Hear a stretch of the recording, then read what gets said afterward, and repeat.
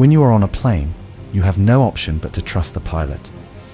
That's why airlines choose the perfect man to give the best flying experience. But if this experienced pilot falls asleep when the plane is flying, who will save you? There were 166 people on the plane, families, friends, and travelers with hopes and dreams. The flight seemed like any other, calm and routine. But as the plane got closer to Mangalore, crucial choices were made. The descent was shaky, and in those last moments, something went very wrong. What happened next was unexpected and tragic. Stay tuned. This is the story of Air India Express Flight 812.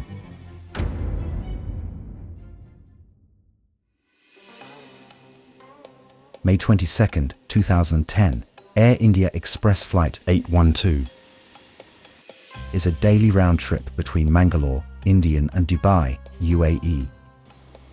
The outbound flight 811 was uneventful and landed in Dubai at 23:44 hours local time. The airplane was serviced and refueled. The same flight crew operated the return leg, Flight 812. The aircraft operating Flight 812 is a Boeing 737-8HG SFP.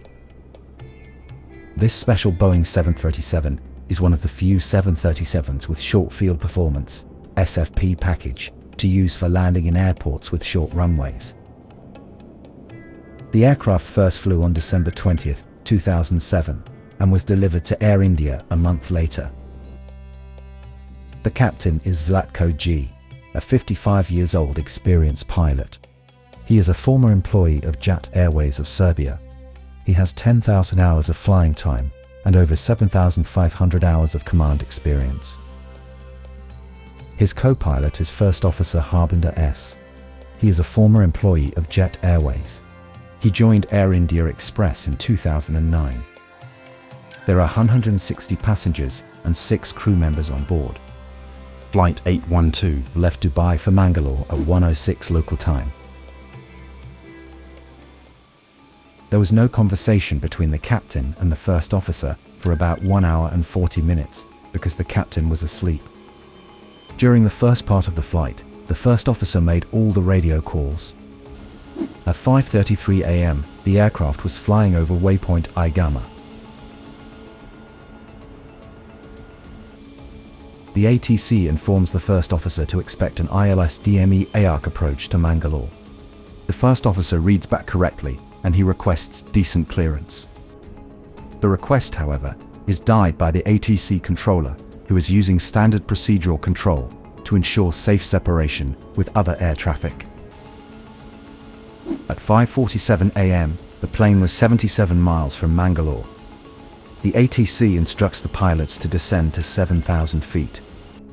Mangalore is described by the Aeronautical Information Service of India as aerodrome located on a hilltop, valleys 200 feet of 250 feet immediately beyond the paved surface of the runway. Owing to the surrounding terrain, Air India Express has made a special qualification requirement that only the captain shall carry out the takeoff and landing at this airport. The captain has made a total of 16 landings in the past at this airport. The first officer, on the other hand, had operated as a co-pilot on 66 flights at this airport. While the aircraft descends, there's no conversation between the pilots regarding the mandatory preparation for descent and landing briefing.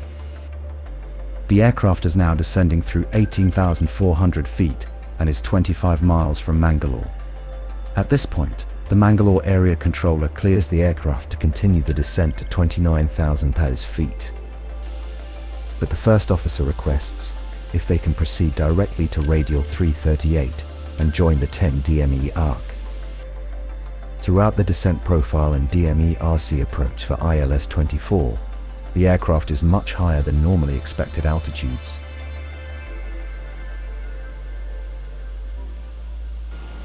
At 5:52 a.m., this flight is handed over from the Mangalore area controller to the ATC tower. The tower controller, thereafter, asks the aircraft to report having been established on 10 DME ARS for ILS runway 24. Considering that this flight is operating in WOCL, window of circadian low, by this time, the first officer had also shown signs of tiredness.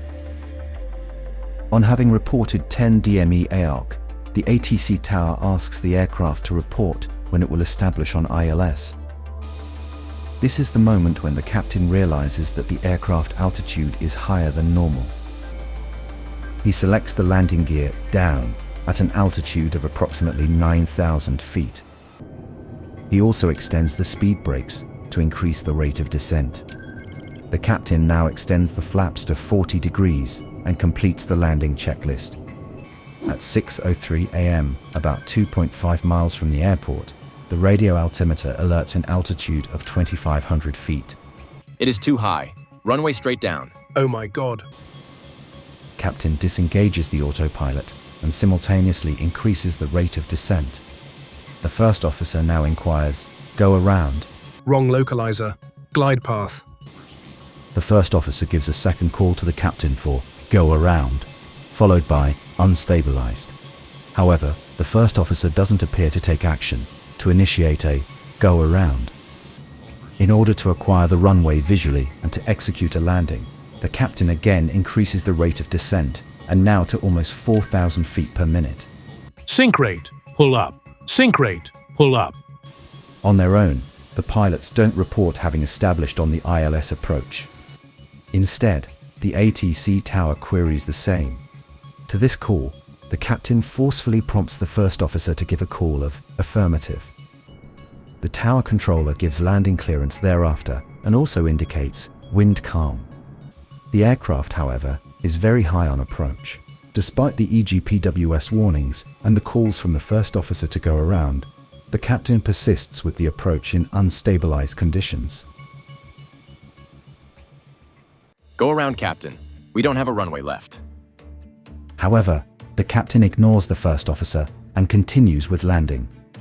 The aircraft crosses the threshold at about 200 feet altitude, with indicated speed in excess of 160 kT, as compared to 50 feet with target speed of 144 kT for the landing weight.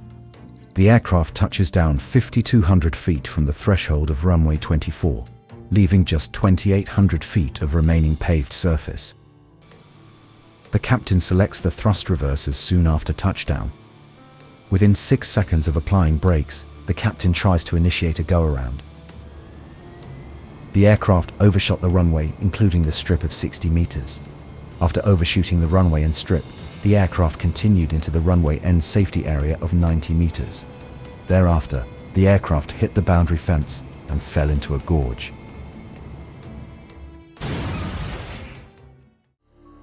Just 8 of the passengers and crew on board survived this horrific incident.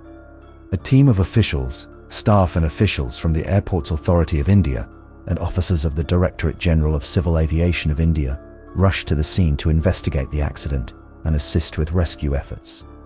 Boeing also sent a team to provide technical assistance following a request from Indian authorities. The US NTSB also assisted the investigation. The Government of India appointed the Court of Inquiry of India to investigate the accident. Investigators learned that the captain was given clearance to land. However, after touchdown, he tried to abort the attempted landing. The aircraft's throttle handle was found in the forward position, suggesting that the pilot had attempted to abort the landing and take off again. The co-pilot warned his commander 3 times to go around instead of landing. The Court of Inquiry determined that the cause of the accident was the captain's failure to discontinue the unstabilized approach and his persistence in continuing with the landing. Investigators also found out that in spite of the availability of adequate rest period prior to the flight, the captain was in prolonged sleep during the flight, which could have led to sleep inertia. As a result of the relatively short period of time between his awakening and the approach, it possibly led to impaired judgment. This aspect might have been accentuated while flying in the window of circadian low, WOCL. In addition, a contributing factor is the absence of Mangalore Area Control Radar, due to unserviceability. Therefore, the aircraft was given descent at a shorter distance on DME as compared to the normal. However, the flight crew did not plan the descent profile properly, resulting in remaining high on approach. Air India Flight 812 is now a scheduled service between Lucknow and New Delhi and is operated with an Airbus A319. The aircraft was destroyed in the accident and it was written off. Now, before you go, share your thoughts about it. What do you think could have been done to avoid this tragedy? Let us know in the comments. If you enjoyed this story, don't forget to like and subscribe to see our upcoming videos. Thanks for watching.